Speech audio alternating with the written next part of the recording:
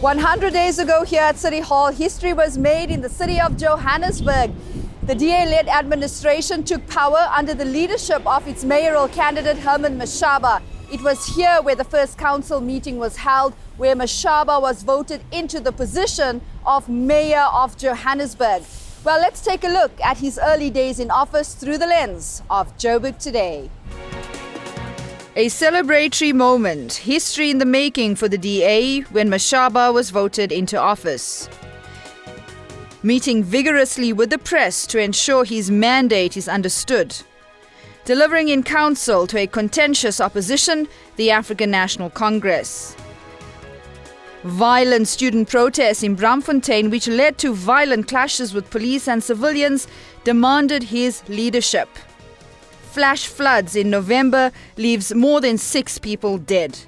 The poorest of the poor loses their homes, possessions and loved ones. All of this calls him to action in the first 100 days in office. I also had the opportunity to sit down with the mayor on his very first day on the job. For the first time in the 22-year history of our democracy that Johannesburg is under DA-led administration, and I'm the mayor to steer the ship. So I'm excited with this. Major turning point, of course, yeah. Major. I think we needed to save our country. We needed to get Johannesburg to drive our economy. If you look at South Africa over the last 100 years, Johannesburg has always been the economic engine. On the 20th of September, we met with him at his office to gain insight on a few initiatives he was implementing. Yeah, it's still settling, just under a month in office.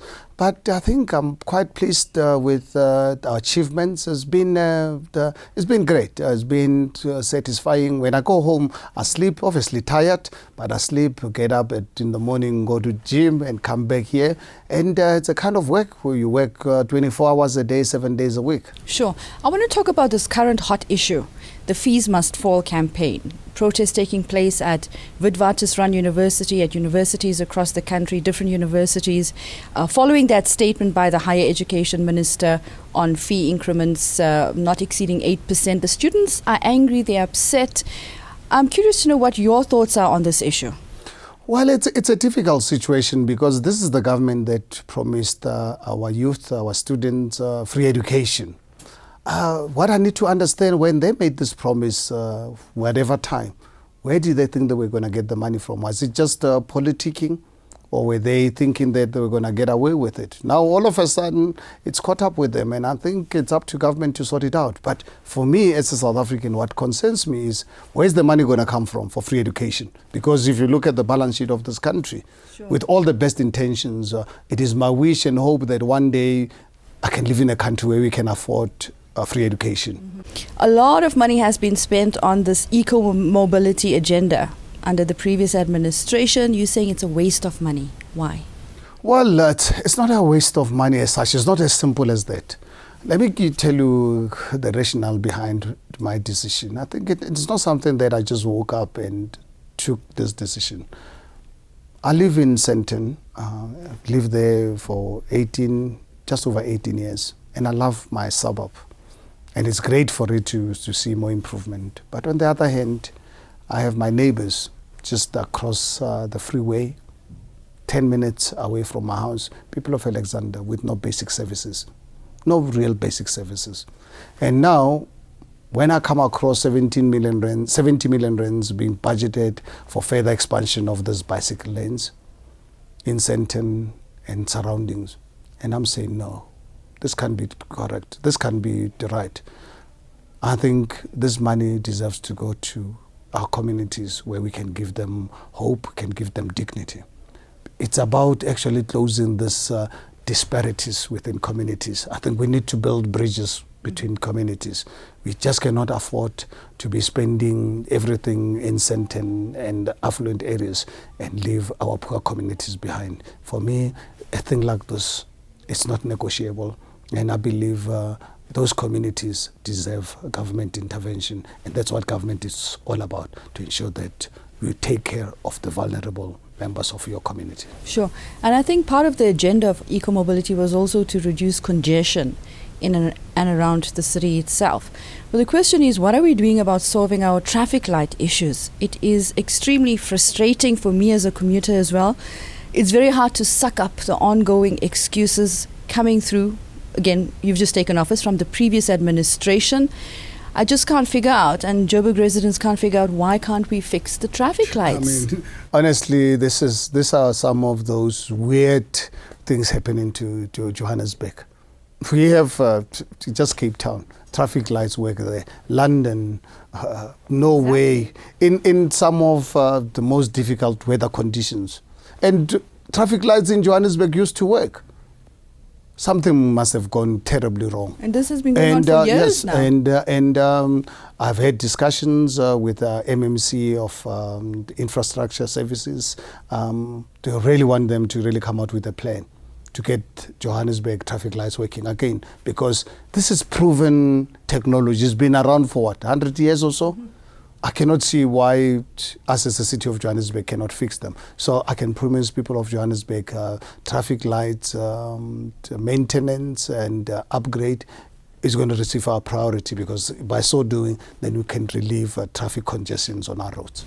Shortly after that interview, the Fees Must Fall campaign intensified in the streets of Braamfontein. Motorists driving by were pelted with stones and businesses were vandalized. This is unacceptable, and from here I'm going to be going to the university to speak to the Vice Chancellor, and afterwards I'll be talking to some of the community leaders who are involved in helping us address this particular matter. Our view as a city, we're really very sympathetic. We empathize with the plight of our poor students. Without any doubt, we cannot ignore the fact that our students need intervention.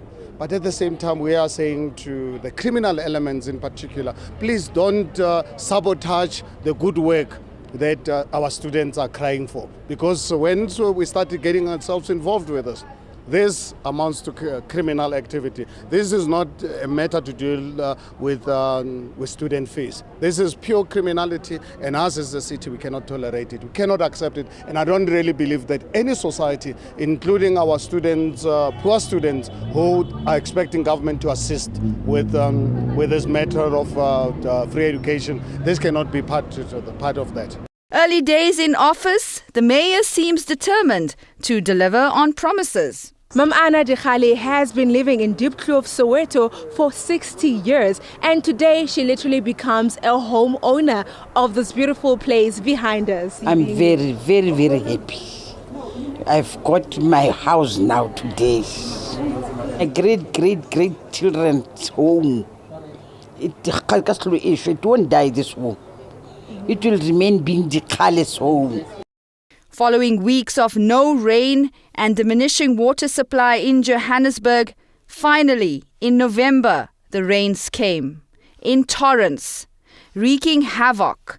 Cars were washed away, along with homes. More than 6 people died in the flash floods. I've just had a briefing at Senton Fire Station with our emergency services, the police, and with the MMC to address the immediate situation. So they're going to be drawing up a plan to look at the needs of our people, how many people are affected, and come out with a plan. We have to, unfortunately, as a city, we need the engagement and the cooperation of the provincial government. In fact, for me, we even need the national government to assist us to provide housing, short-term housing for our people with immediate effect.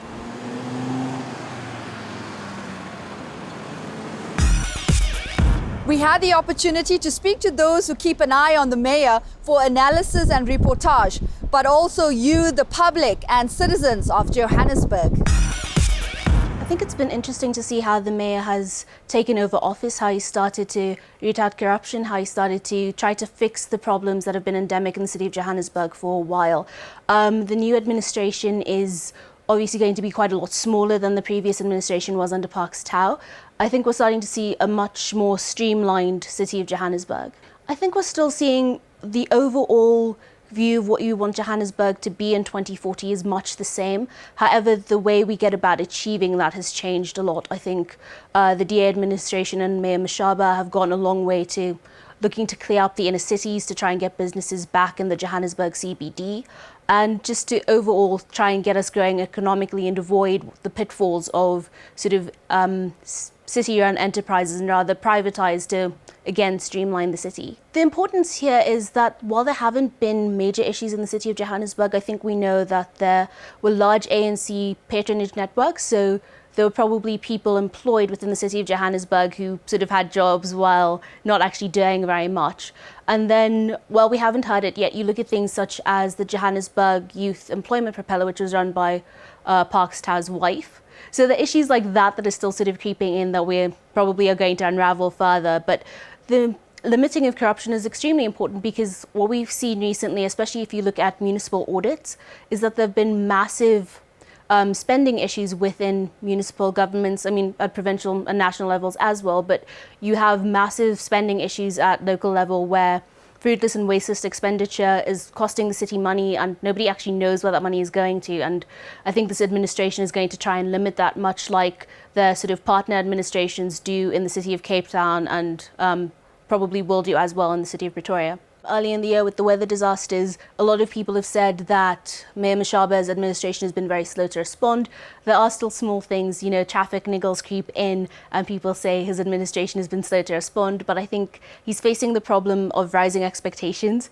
Because they have started to do so well, people are expecting a lot more instancy and urgency in the way their problems are handled, and I think we need to remember that it takes time, but overall what this administration has done so far has actually been very promising. I think that Herman comes across as someone who doesn't want to be seen as a politician, the sort of traditional sense of someone standing up on a podium and telling people what they should or shouldn't be doing.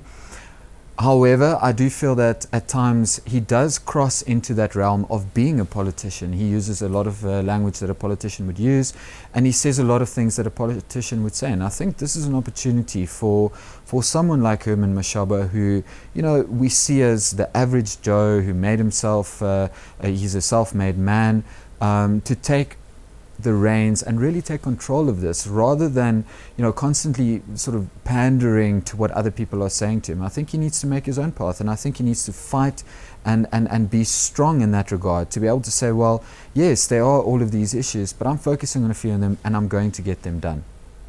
I think that Herman should you know, look at what is really needed rather than what is perceived by the sort of, you know, the higher ups in government to say, well, these are the problems and those are the problems. And I think that's largely why the ANC lost so much ground, is because they were out of touch with the reality on the ground. And I think that Herman is running the risk in many ways of making that same mistake by constantly focusing on similar topics to what his predecessors would have focused on. Of course, we all hear people talking on the campaign trail. You know, someone like Donald Trump, which is very recent, is a good example, saying all kinds of things, and when it comes to actually doing them, they realize that it's actually a lot more difficult than it seemed.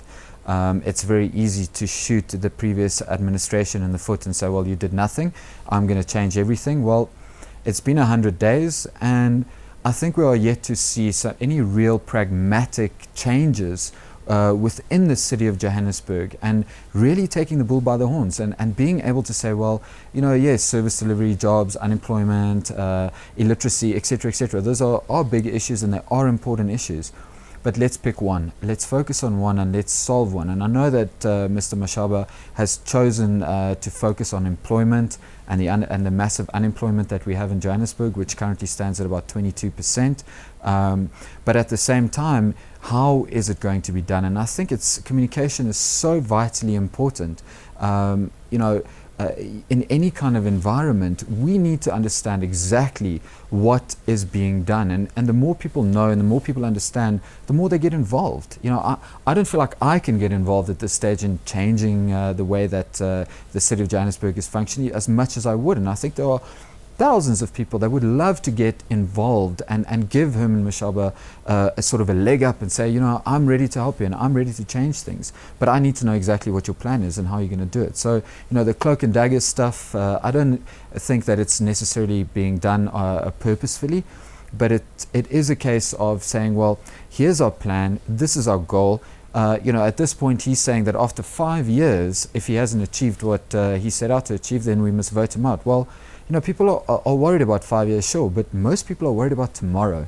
And I think that's the reality that's being missed here by many politicians. And I hope that he does it differently. Well, so far so good, but remember, Rome was not built in a day. So we'll have to give it some time. And I guess there was a lot that he still needs to be done. But so far, it's 7 out of 10. So we'll see how far it goes. But so far, so good. I think, in my view, we are slightly in a hurry to try and see what they are doing and what they've done so far in the 100 days that they've been in the office. I feel like we are a bit in a hurry to do that. But we're still confident that they are going to change things in Johannesburg. So that one, I'm so sure that they will be able to change, because ANC as an opposition party in Johannesburg is still pushing to win back the seats that they lost. So I don't think that they will be able to sleep and be comfortable and be content that they have to do something. I don't have any expectations anymore for anybody in office, because they've lied continuously, and they will tell another lie to cover another lie. So basically, as a person that's living in the 21st century, is that I don't care. They could be in 200 years in office. They're never going to rectify what they've done, as empty promises, they've never been delivered. Generally, he's trying his best based on what has happened prior in terms of the old government. Okay, I hope that maybe can clear up those unshelved finances, because what I believe is that some of these guys were just doing this for themselves, not for we the electorate. I hope then he cannot just stop on his way to unravel all these things. For me, Herman Mashaba is actually a businessman, not a politician or a leader. So I haven't noticed any major changes since he took office. Everything is still the same. I'm Zonile Ngubeni and you're watching Joburg Today.